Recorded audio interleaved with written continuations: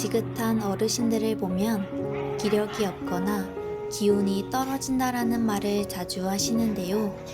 이는 노화로 인해 근력이 약화되면서 나타나는 자연스러운 증상이라고 생각하실 수 있습니다.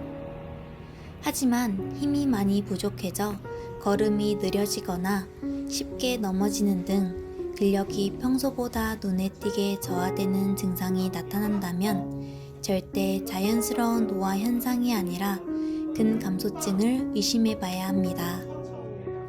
무릎 인공관절 수술 이후 다리에 힘이 없고 현기증으로 보행 시 넘어질 우려로 천천히 걸어야 하는 어르신, 낙상과 골절로 병원에 입원 이후 코로나 장기화로 가정에 머무는 시간이 늘어나 팔다리의 근육이 감소하여 걸음걸이가 느려져 다시 다칠까봐 밖에 나가기가 두려운 어르신, 코로나19의 장기화로 집에서 생활하는 시간이 늘어나면서 근감소증 발생 위험이 커지고 있습니다.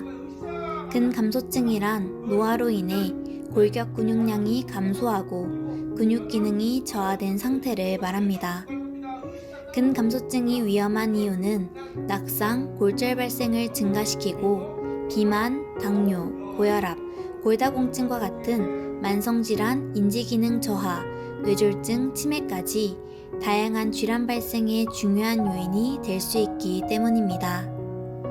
특히 가장 심각한 것은 낙상으로 고관절 골절이나 대퇴부 골절로 인해 신체 활동을 못하고 누워있게 되면서 근감소는 과속화되고 각종 합병증으로 사망하는 비율이 높습니다. 근감소 환자들의 대부분 65세가 넘어가면 노화의 하나로 근감소증이 시작되는데 이때부터 관리를 하면 늦을 수 있습니다. 근감소 전 단계에서 조기에 발견하고 대응을 해야 노년의 건강을 지킬 수 있습니다. 구로노인 종합복지관은 2022년 공동모금의 복지연한 지원사업 근감소증 예방백신 프로젝트 사업에 선정되어 최근 급증하고 있는 근감소증을 예방하기 위하여 구로구 지역사회 취약계층 노인들을 대상으로 지역 유관기관과 협력하여 근감소증 예방 지원 사업을 추진하고 있습니다. 구로 예스병원 정형외과 서종현 원장과 함께 100세 시대를 맞아 건강한 노년을 맞이하기 위해 근감소증의 중요성과 위험 및 극복 방법 등을 알아보겠습니다.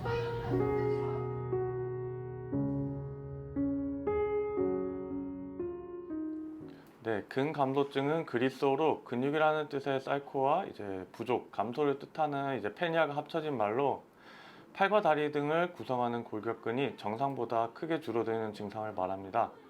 근육량은 20세에서 30세에 최대가 되었다가 점차 감소하게 되며 40세에서 70세 사이에는 10년에 8%씩 감소하다가 70세 이후에는 10년에 10%씩 감소하게 됩니다. 원래 의미는 이와 같이 의도하지 않은 근육량 감소만을 의미하지만 이와 더불어 근력이나 보행 속도와 같은 근육 기능의 감소가 동반될 때 근감소증으로 진단할 수 있습니다. 근감소증의 대표적인 고위험군은 고령자이고요. 고령기는 66세에서 75세, 75세 이후, 85세 이후로 구분을 하는데 75세 이후는 다른 나이에 비해 근감소증의 위험이 훨씬 크게 됩니다. 또한 여자보다 남자에 더 흔한 것으로 알려져 있고 혼자 사는 사람에게 더 흔합니다.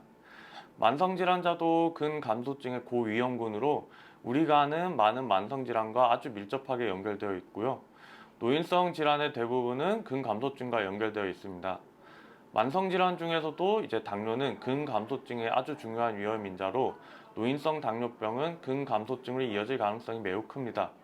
이외에도 만성신부전, 강경변 등 간질환, 만성 폐질환 등도 근육 감소와 밀접한 관계가 있으며 암과 관련된 암성 근감소증도 있게 됩니다.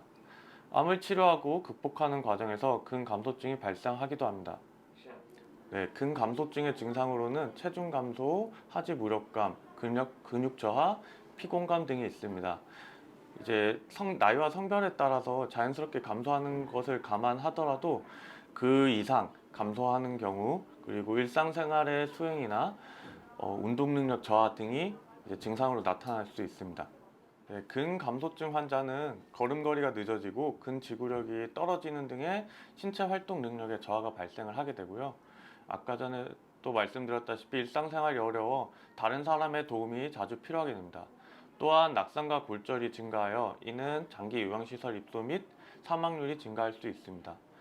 또한 근육의 혈액 및 호르몬 완충 작용이 줄어들어 기초대사량이 감소하고 면역 기능 감소가 동반이 되어 폐렴과 같은 감염 발생 위험이 증가하게 되고요. 당뇨병과 같은 만성 질환의 발생 비율 또한 증가할 수 있습니다.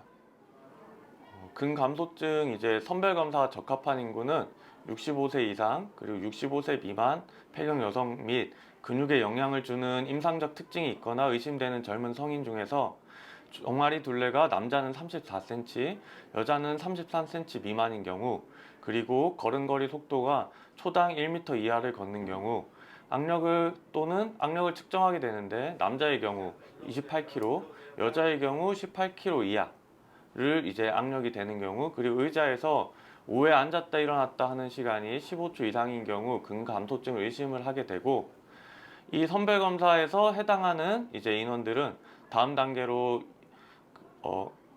병원에 내원해서 덱사 검사와 BIA라는 두 가지 방법을 이용해 근감소증을 진단을 하게 됩니다. 평소에 근감소증이 의심이 된다면 아까 전에 말씀드린 것 외에도 자가 진단을 통해 조금 더 구체적으로 자신의 몸 상태를 살펴보는 것이 좋은데요. 근력을 테스트하는 것은 수박 혹은 배 한 박스를 들어서 나르는 것이 얼마나 어려운지, 낙상의 위험으로는 지난 1년간 넘어진 적은 없는지, 그리고 보행 보조로는 방 한쪽 끝에서 반대편 끝까지 가는 것이 얼마나 어려운지, 그리고 계단이 10개의 계단을 쉬지 않고 오르는 것이 어렵지 않은지, 그리고 마지막으로는 의자와 침대 이동할 때는 괜찮은지 등을 확인을 하게 되고, 이 각 문항별 점수를 확산해서 총 4점 이상이 되면은 근감소증이 강하게 의심되므로 병원에 찾아 전문의의 진단을 받아야 됩니다.